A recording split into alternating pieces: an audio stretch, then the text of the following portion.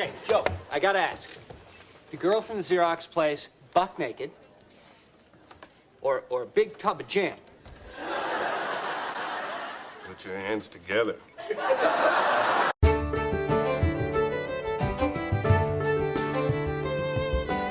What's up, book friends? I'm Addie, and this is Books and Tea Time, and today we are doing a 1-star predictions reading vlog. We're reading A Court of Thorns and Roses by Sarah J Maas.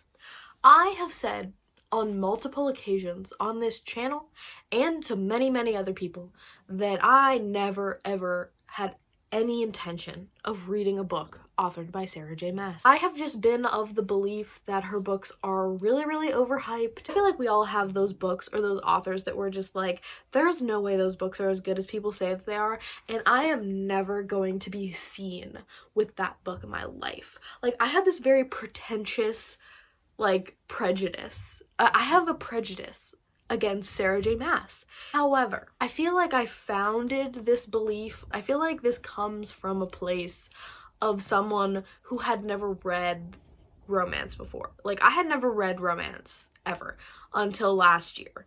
And I have since read many romances. I've fallen in love with the adult romance genre. And so, as someone who loves fantasy, I thought it was about frickin' time I read a fantasy romance.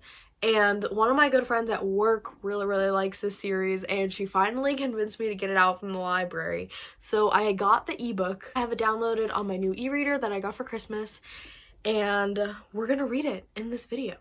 I am filming this after I have finished the book because I wanted to be able to tell you guys at the beginning if I think it's worth trying, because I don't want you to watch this video and then like get to the end and like, what if I liked it and then I just told you what happened, because this is going to be a spoiler reading vlog. It's me reacting to everything that happens and just reacting to the book in general and talking about the content and things like that. Like, it's a very popular series. I feel like at this point, if you haven't read it, it's because you're like me and you don't want to or never thought that you would want to. I'm just trying it because I wanted to try it. And you know what?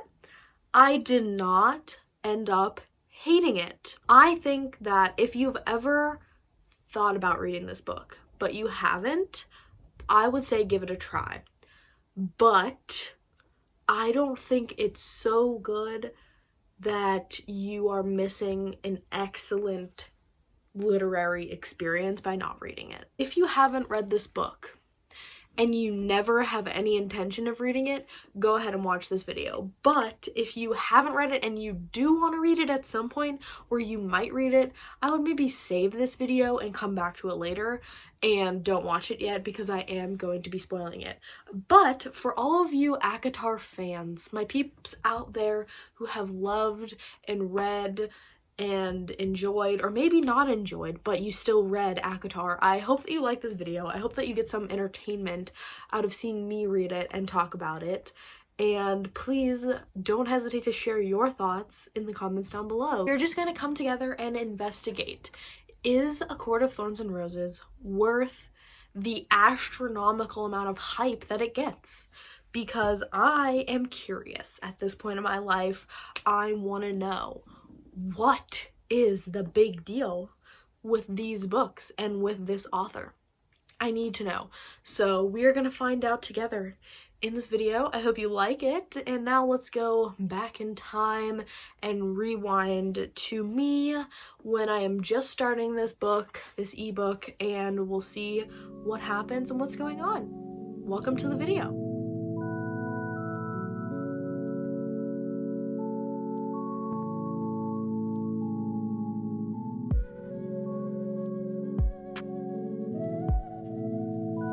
Hello everyone, we're here for my very first check-in of this reading vlog, and by now you probably know, or you should know if you watched the intro to this video, that we are doing a 1-star predictions reading vlog for A Court of Thorns and Roses by Sarah J Maas. This is bothering me, I'm taking these off. Please ignore the fact that I'm missing 2 nails. I'm getting it fixed tomorrow, promise. This is already so chaotic. Let's just lean into the chaos. My shirt says, "I like big books and I cannot lie." It was a gift from Alexander and I thought it was funny, so we're wearing it today. Anyway, I am officially 26% of the way through A Court of Thorns and Roses, chapter 13. And wow, I am pleasantly surprised. I feel like this video is going to be a fail because I already can tell based on the writing style that I'm not going to give it a 1 star for writing. Based on the first 25% of this book, the first 1/4 of this book, what I can say so far is I am pleasantly surprised by the writing style. I thought it was going to be a lot more like bland and corny and just basic, but I actually am pleasantly surprised and impressed with the descriptions of the world and the writing style in general and the way that the plot has developed so far. I am impressed with that. So since this is a spoiler reading vlog, we're just gonna get into all of it. But I mean, nothing huge has happened yet, but our main character, Feyre, she reminds me a lot of Katniss. I will say the beginning of this book so far gives me kind of Hunger Games vibes, because our main character is like trying to provide for her family. She's hunting in a territory where she's not technically supposed to go, or where it's dangerous to go, and she's having to hunt to keep her family alive. And in this world, there's this border between the human realm and then a realm where fairies live, and then there is a caste system or a divide among the fairies where you have like the high fairies, and some of them, it seems, have the ability to shapeshift, or not all of them, but some of them do. And then above them are like these really high lords who rule the fairy realm, which I'm not sure how to pronounce. Pyrithian? I don't know. And underneath them you have different species of fairies that can like haunt and enchant and torture and kill humans. But there is like this magical border, but there are like holes in this border, so there's like things coming in and out into the human world. And that's kind of all we really know about the magic system so far and about the world building. But our main character, Feyre, is trying to hunt a deer. In the opening scene, we're in a wintry forest and she's hungry and she's scrawny and weak from starvation, and she's hunting this deer, and then this wolf shows up and wants to kill the deer, and so she kills the wolf with this fancy arrow that she uses called an ash arrow, I think. They say it like 100 times. I don't know how I've forgotten. That's one, like, really, that's one of like my only 3 complaints so far about this book. The repetitiveness of like the ash and the iron being the weaknesses for the fairies. I'm like, I get it, okay? You don't have to say it 1,200 times, Sarah. So yeah, she's hunting and she kills this wolf, and she takes the wolf pelt and the deer home, and like she's feeding her family and they sell the pelt. Which brings me to my next point, and I think probably the biggest issue that I have with the book so far, is Feyre's family. Like, it feels kind of like Cinderella, where we have like this girl and her 2 like prissy sisters who like don't want to give up the way that they used to live, but they don't have the money or the same house anymore, so like they're very like stuck up and won't do any work, and they just want money, and they're like really nasty. They just feel like caricatures of characters and not real characters. Like, they're just, their whole personality is being nasty and stuck up and prissy. Been like kind of irritated because like I was very unimpressed by the 2 sisters and the dad. And I'm honestly hoping that we'll get to know them a little bit better and their characters will become more complex and more interesting. I mean, we are seeing them from Feyre's first-person perspective, so I mean, perhaps there's some bias there. But that's really my biggest complaint so far, is that they don't feel like real characters. They feel like they are placed there just to be this really strong contrast to who Feyre is, as like this struggling to survive, like do what you gotta do anything I have to do to survive personality, and like how she has adapted. And like, it's impressive, and like I know we're meant to be impressed and to connect with her in that way, but I'm not a huge fan of helping us connect with the main character by making all the other characters that she's around so unlikable that you have to like her, if that makes sense. So hopefully that evolves as the story goes on. The next thing is we find out that the wolf she kills is actually a fairy in like a shapeshift form, so she has to like give a life for a life, and because she killed that fairy, another fairy comes to collect her and take her to the fairyland. That's where it kind of feels like Beauty and the Beast. It's like we've got Cinderella vibes, we've got Hunger Games vibes, and Beauty and the Beast vibes, and they're all mingling together into this weird brain baby, and I don't hate it. She now has kind of settled in a little bit to life at this palace. Our other main characters that we've met are Lucian and Tamlin. Tamlin is like this lord. He wasn't meant to be the ruler of the estate, but for some reason that we don't yet know, he is, and he has the shape-shifting abilities. He's very powerful, and he's broody as hell. And then Lucian is like his advisor guy, and he is a lot more like outspoken and rude and saucy towards Feyre than anybody else is. And then we also meet a maid. I think her name is Alice. Another quirky thing is they're stuck wearing these masks because there's like this magic curse or illness going on in the land, and so they in human form have to wear these like masquerade type mask things. I don't hate that. I don't love it. It's kind of just like, okay, whatever. The other thing I will say is that a couple of the people who I've talked about in my personal life about this book, like one of my coworkers who finally convinced me to get this book, like from talking to her and from hearing other people talk about it, I've heard this book is very like steamy and saucy. Like this is a fantasy romance. Like there's romantic steamy elements to it, and we haven't gotten really any of that yet. There's like these like offhanded comments about Feyre's like relationship with another guy in the town, but other than that there hasn't really been anything, so that's gonna be a huge disappointment if it's been so overhyped to me and that doesn't end up happening. So fingers crossed we get some steam going sometime soon. Also, I'm telling you right now, I swear to God, if a love triangle forms between Feyre, Tamlin, and Lucian, I'm gonna throw a book across the room. I'm not gonna throw my e-reader, so I'm going to pick up another book and throw it across the room as a placeholder for this book, because I am not a fan of the love triangle trope. I know it's a very much like polarizing hate it or love it thing, and I am in the hate it category.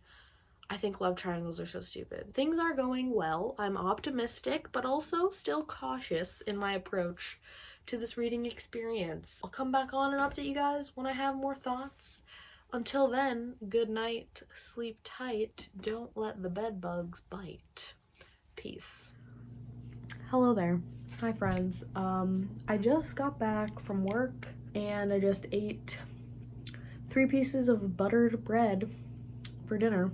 Untoasted, just went right for untoasted buttered bread. I'm feeling a little down in the dumps. Work has been like kind of rocky the past few days. I don't know, just like meh, you know, like not the best, not the worst. I am eating Christmas cookies because, so I did this for the first time this year, but I like froze a batch of the cookies that I made, and someone took them out of the freezer, and so I'm eating a chocolate crinkle, and it's like shocking how fresh these taste. It's like I just took it out of the oven. So yeah, I'm wallowing in a sugar and carb sadness. Anyway, I'm here to give you my second check-in because surprisingly, A Court of Thorns and Roses is going really well. Color me shocked, okay? This book is definitively not bad. Like, I really, like, it would have to, the second half of this book would have to be so abysmal for me to give this book 1 star that I can say with confidence it is not a 1-star book, and that is surprising. Milo is drinking water. That's what that sound is, if you can hear that in the background. You good? It has yet to be seen if this book will rise above average, There are definitely some things that I really like about it that I think if they're built on and expanded, that it could be a 4-star perhaps. But there are also some things where I'm like kind of concerned they could take a turn for the worse. Some of the things that I like, I will say I really am loving the whole like painting and visual art like vibe that we've got going on. Feyre is a painter and she loves painting, and Tamlin has just recently in the book got her canvas and paint and brushes, and so she has been painting and practicing, and I really like her character. And from the very first page, she experiences her world through intense observation of color, and she processes everything in her world through that like observation of color and visual beauty and that visual aspect of her world. And I really like that, and I think it's very well done. And you can tell that Sarah J Maas is putting a lot of those descriptions in the text because we're reading from Feyre's point of view, and I just think that's like one of the best features of this book. And like he takes her to this gallery and shows her all of these beautiful murals and paintings. I also am really liking the like flirtatious tension that's building between her and Tamlin. Like they went on this little like picnic together and they go swimming in this lake, and it's very like saucy. Nothing has happened yet really, it's just like flirtation and tension, but like as long as it's going somewhere, I'm totally down for it. Like I'm getting the butterfly feels, and I'm loving their relationship and them building trust with each other and starting to share more of themselves with each other. We're getting more backstory into Tamlin. We now know that he's a High Lord. It's definitely a gruesome book at times. It's a lot more intense in that regard than I thought it was gonna be. So yeah, I like that. I like the world building so far and the pacing of the book. Some of the things that I don't love or that I'm worried about, I like Feyre as a character. I really do. But that bitch will jump at any chance to do something stupid or do something that is the exact opposite of what she's told to do. For example, there's this like fairy ritual that's going on right now. It's called like the Fire Festival or something. I don't know. It's like Fire Night or something. And Tamlin literally tells her, "You're not invited to this ritual. It's dangerous. Stay inside the whole time until morning." And she makes it till like 10 o'clock before she goes outside. I'm like, girl, what the frick are you doing? Like, I know that you are like a skilled hunter and you've got your like crap on lock, but that doesn't mean that you can face hundreds of fairies who are like drunk or like having some ritual. Like, why? Why are you so obsessed with doing the opposite of what you're told? There are just parts of the book where I feel like she is the person in the horror movie that throws themselves in harm's way. Well, that's like a little irritating at times, but it's not like a total deal breaker. It's just she's being dumb. And she's just constantly asking questions. Like, I get it. She's in a completely different land. She has no idea about the history, the backstory, the vibe of this place. She has no idea. But she's always asking damn questions. And like, sometimes they respond, and then there's other times where I'm just like, girl, read the room. I get her frustration and I get her desire to know her environment and know things about fairyland, but at the same time, sometimes I just want to choke her a little bit. She's also going through like this crisis where she realizes that her family has probably like forgotten about her and she has become like just a foggy memory to them. I think she's struggling with the fact that a lot of her life and her identity was attached to this idea that she promised her mother she would take care of her sisters and her father, and that's what she did for so many years. And she became a skilled hunter and dedicated her entire life to being the breadwinner, and then she's taken out of a situation where she has to do that, and she's in crisis mode. She's trying to discover herself, and I really appreciate that about her, and I like seeing her go through those emotions and investigating what she wants from life. I'm gonna sit down and read some more.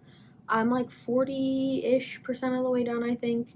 So I'm going to spend the evening reading and transporting myself to another place. I am literally praying for any spice.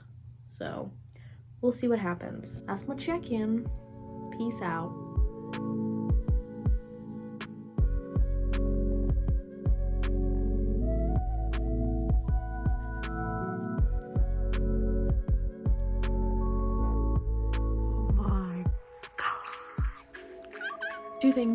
Two quick updates because I read a little bit more. I think I'm like 55% of the way done now. Oh my god. Spiciness has struck, okay? Oh my freaking bejesus. Do things get hot really fast? It's not expecting it.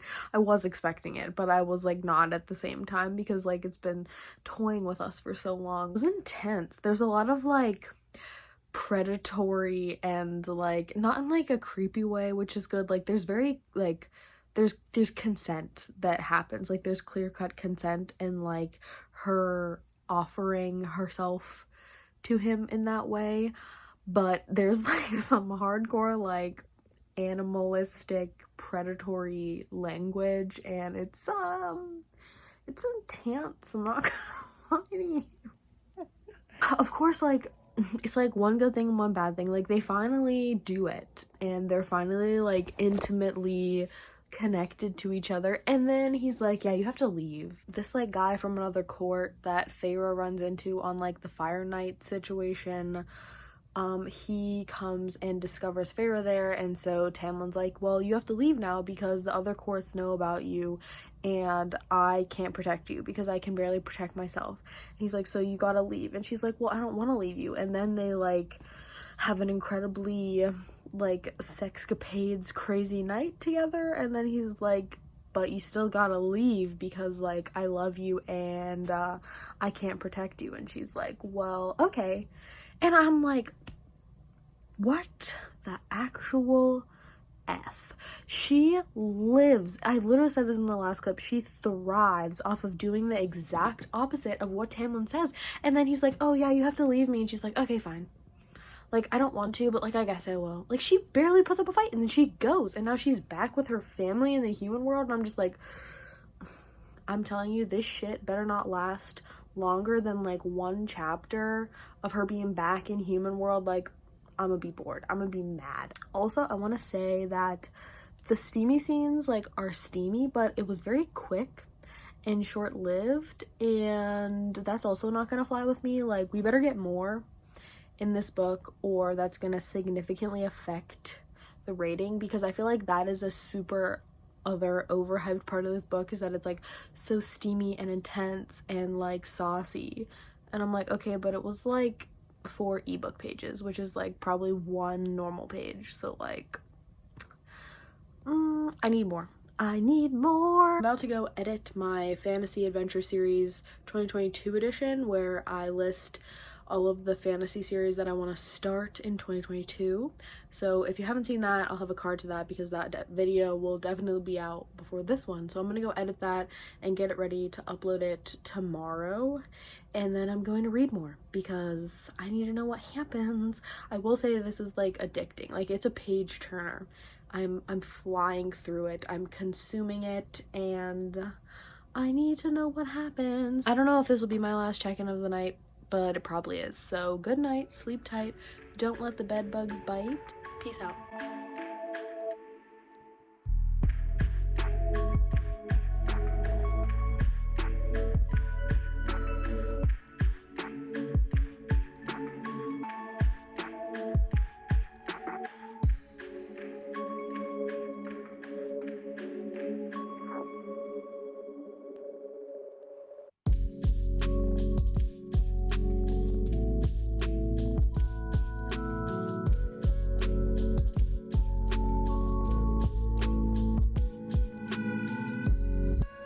Hello friends, apologies in advance for the state of my person right now. I have no makeup on and my hair is in need of a washing. Sorry, I wasn't planning on filming this clip, so I look a little yucky, but you're just gonna have to deal with it. I'm picking up my brother from work and he's taking longer than he expected. So I figured I would use this time to give you guys a short, sweet, quick update, because I read more last night after I edited my video. I read a little bit more. As expected and as I'd hoped, we don't spend a whole lot of time back in the human world. I guess the most important thing really is that she's back with her family and she realizes that Nesta went after her. So for some reason, the glamour or like the magic that Tamlin uses on her family, sorry, I'm gonna turn my flashes off so you guys don't hear that blinking. But for some reason, the magic that Tamlin uses on her family to make them think that she's like staying with like a dying or a sick aunt doesn't work on Nesta, who is like the oldest sister, I think.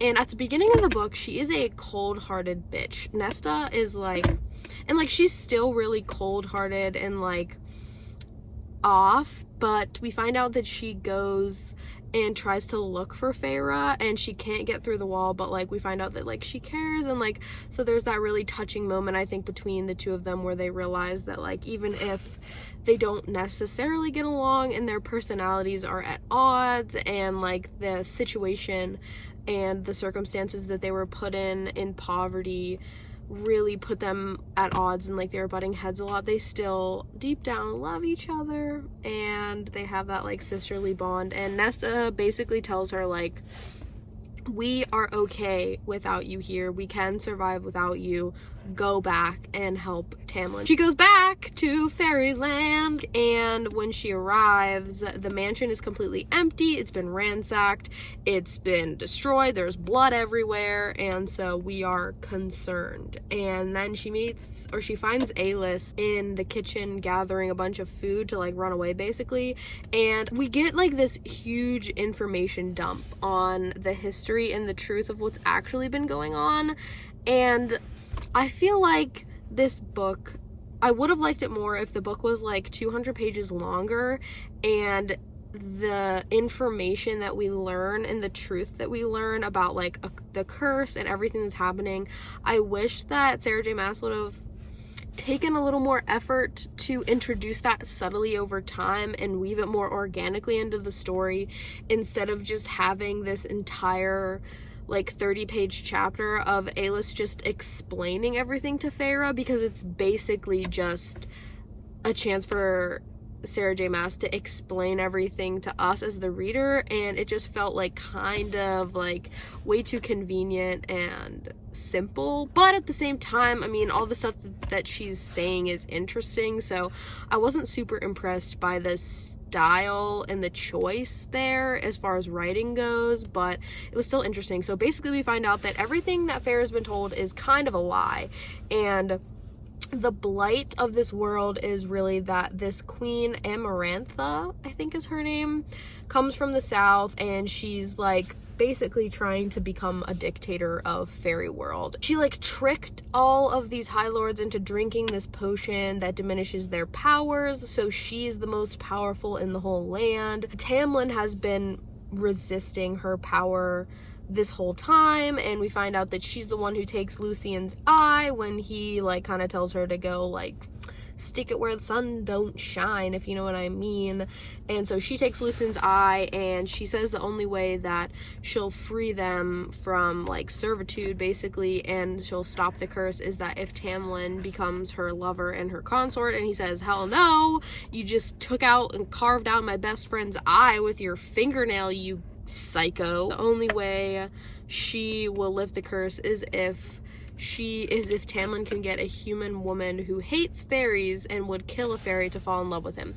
So we find out that basically he did lift the curse, but because Feyre never says that she loves him, he runs out of time and he like sets her free. So this is very Beauty and the Beast-esque now. As of right now, Feyre is like trying to convince Alis to tell her how to find this place. It's called Under the Mountain. That's where Amarantha is ruling and where everybody is, and I think that's where she takes Tamlin and Lucien and all them. I'm glad Feyre came to her senses, and she also kind of admits on page, which makes me a little less angry about it, she admits that she allowed Tamlin to convince her too easily to go home and that she didn't question him enough and that she should have pushed back more. So at least she acknowledged it. But I'll talk to you in a little while. Peace out. Hello all. I am 70% of the way through A Court of Thorns and Roses.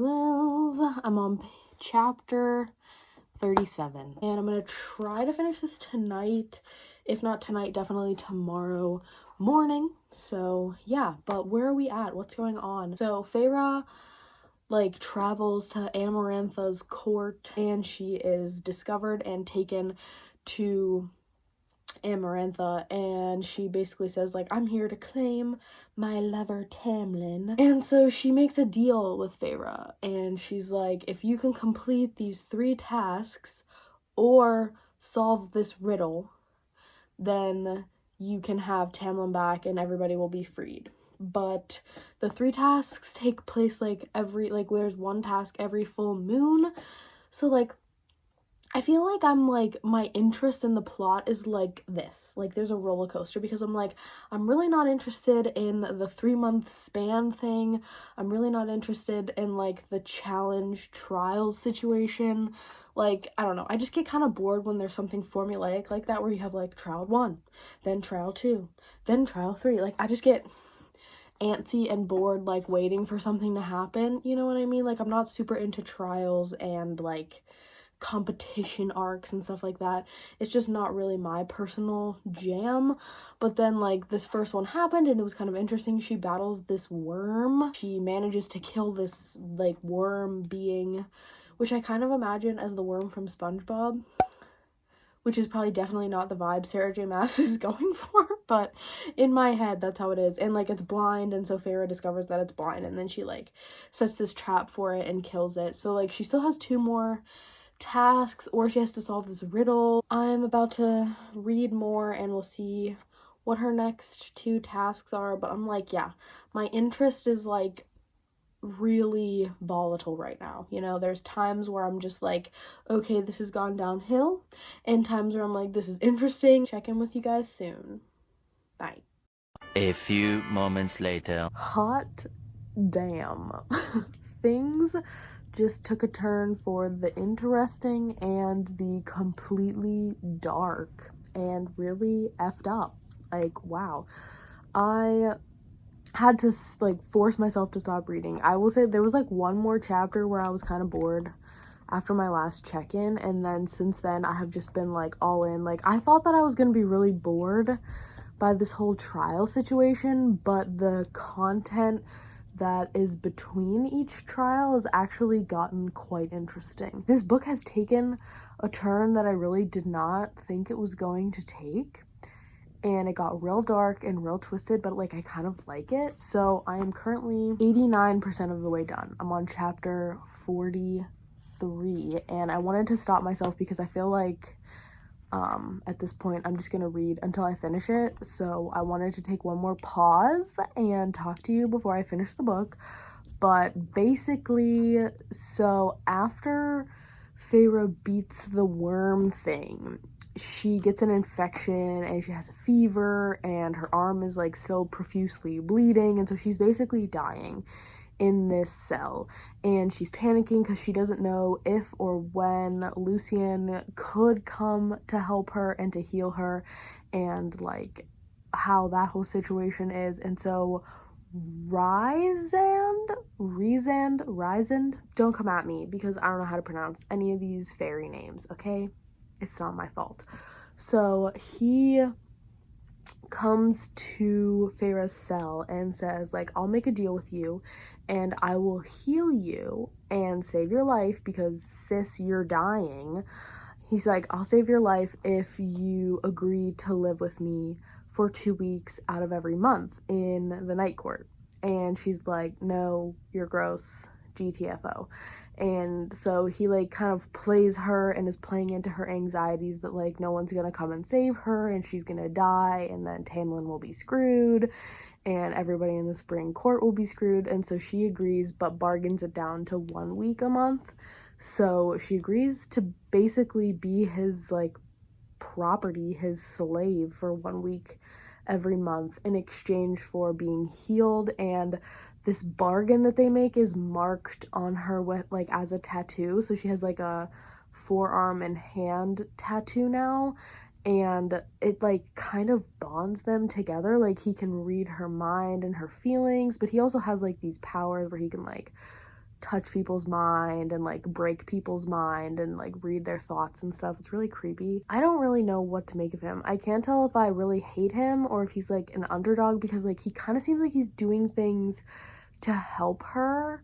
Like in her second challenge, it's like they set her up for failure because I don't think I've mentioned this before, but she can't really read because she was so young when her father's estate was taken over that she never really got a proper education, and then she was forced to learn how to hunt and survive, so she didn't really have the luxury of learning how to read. And so someone tells Amarantha that, and her second challenge is to read a riddle inscription on a wall, and like there's a time limit, and like these bars are coming down and they're gonna crush her and crush Lucien because he's down there with her as part of like this torture. And so like Ryzen kind of cheats and gives her the answer on the down low, but like he's also so like gross and disgusting because like he is like dressing her up in these really like scanty outfits and parading her around and making her drink this drugged wine and dance for him, and like he's doing it all for show to make Tamlin angry, but like it's so gross. And I'm just like, I really hate you, but I also like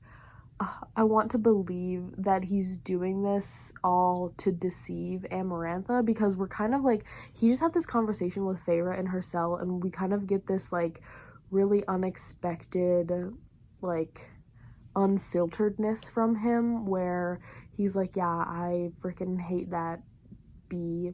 Like, I mean, she's basically turned him into her little sex slave. But I'm like, what is going to come of this? Like, I can't tell if Rysand likes her, if he has like this like attraction that he's ashamed of because she's a human, or if he's just like using her as a pawn. Like, what is the end goal for him? She's about to do her final task. We're definitely getting to like the end, the climax of the book. There's just like this little section, this little divot where the story gets boring, like between her leaving Fairyland and like actually starting the tasks.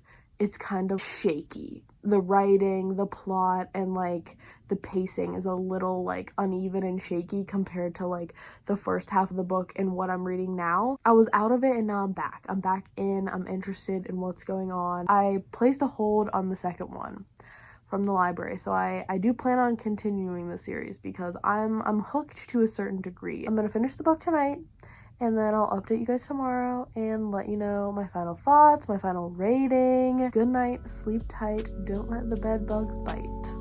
Peace.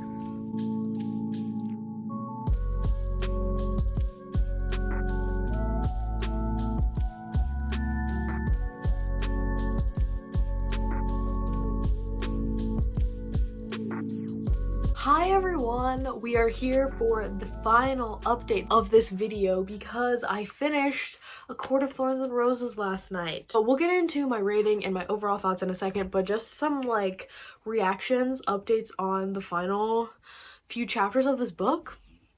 It got really dark and really violent, and it was already in a dark place. Feyre's final task, her third challenge from Amarantha, is to kill 3 innocent random fairy people, and she has to literally stab them through the heart and kill them, and that's the only way that she's going to be able to get Tamlin back. And she like obviously hesitates and stuff, but she does it. She kills 2 innocent fairies before she gets to the last person, and they pull the hood off and she realizes that it's Tamlin. But then like there's this weird thing where she stabs him because his heart was made of stone, or like turned to stone by the curse, and like so she stabs him and he lives, but like the other 2 people don't live. they die. And Tamlin is healing from his wound, but he's healing too slow. So then Amarantha attacks her and is like choking her, and she kills her.